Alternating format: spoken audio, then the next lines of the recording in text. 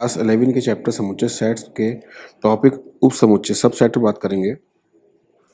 यदि किसी समुच्चय ए का प्रत्येक अवयव समुच्चय बी का अवयव हो तो समुच्चय ए बी का उप समुच्चय कहलाता है। इसको ए उप समुच्चय बी से निरूपित किया जाता है। आइए देखिए, हम एक उदाहरण के माध्यम से आपको समझाना चाहते हैं कि उप समुच्चय से क्या तात्पर्य है। जैसे कोई समुच्चय है हमारा ए, उसके एलिमेंट है हमारे पास ए बी सी, और एक समुच्चय हमारे पास है बी, उसके एलिमेंट हमारे पास A B C D E. तो हम क्या देखते हैं, समुच्चय ए के सभी अवयव समुच्चय बी में मौजूद हैं। देखिए, समुच्चय ए में अवयव ए है तो बी में भी है, ए का अवयव बी भी है, बी में भी है, ए का अवयव सी बी में भी है, और डी और ई एक्स्ट्रा, यानी कि बी समुच्चय ए से बड़ा है। तो इस कंडीशन में हम ये कहेंगे कि ए उप समुच्चय है बी का। यही बात हमने आपको लैंग्वेज में लिख के दिखाई है। यदि कि समुच्चय ए का प्रत्येक अवयव, देखिए सारे अवयव कितने हैं, ए बी सी, ठीक है, समुच्चय बी के अवयव हों, देखिए समुच्चय बी में भी है ए बी सी, तो हम ए समुच्चय को बी का उप समुच्चय कहते हैं। ठीक है, इसको ए उप समुच्चय बी से प्रदर्शित किया जाता है। यदि कोई एलिमेंट ए उप समुच्चय बी का है और कोई एलिमेंट एक्स बिलोंग करता है ए को, तो क्योंकि ए के सारे एलिमेंट बी में है तो इसलिए एक्स बिलोंग करेगा बी को।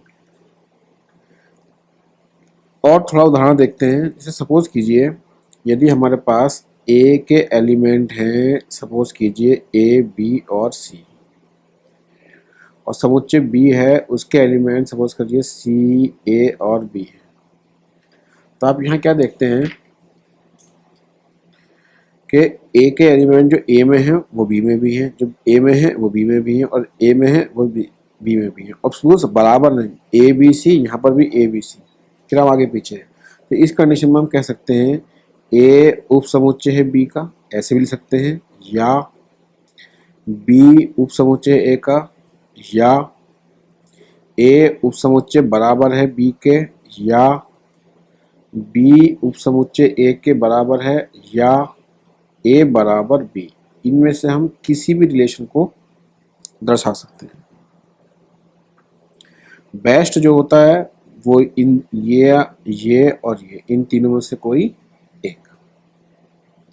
अब बात करते हैं हम किसी समुच्चय के उप समुच्चय के अवयव कितने होते हैं और कैसे उप समुच्चय के सेट तैयार किए जाते हैं। यदि किसी समुच्चय में n अवयव हो, यदि किसी समुच्चय में n अवयव हो, तो उप समुच्चयों की संख्या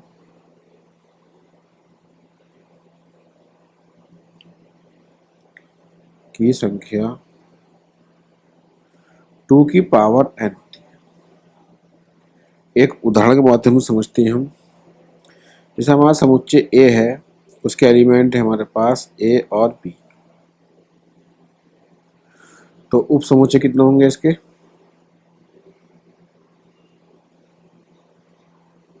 उप समुच्चयों की संख्या, तो यहाँ एन ए, कितने एलिमेंट है इनमें, 2, तो क्या बनेगा फॉर्मूला, 2 की पावर n, यानी कि 2 की पावर 2 इजिकल टू 4। अब ये हम जानना चाहते हैं कि वो 4 उप समुच्चय कौन से होंगे। तो उप समुच्चय,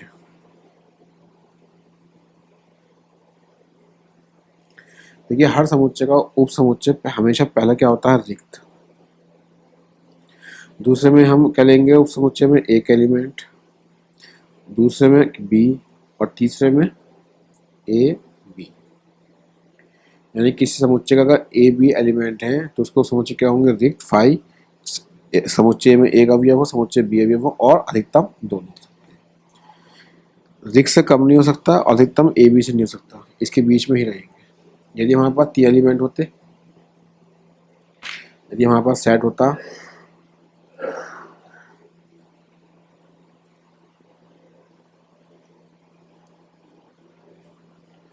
अब हमारे पास सेट है ए बी और सी, तो यहाँ से हमारे पास उप समुच्चयों की संख्या क्या होगी, 2 की पावर 3, यानी कि 8। अब हम जानना चाहते हैं वो उपसमुच्चय क्या होंगे।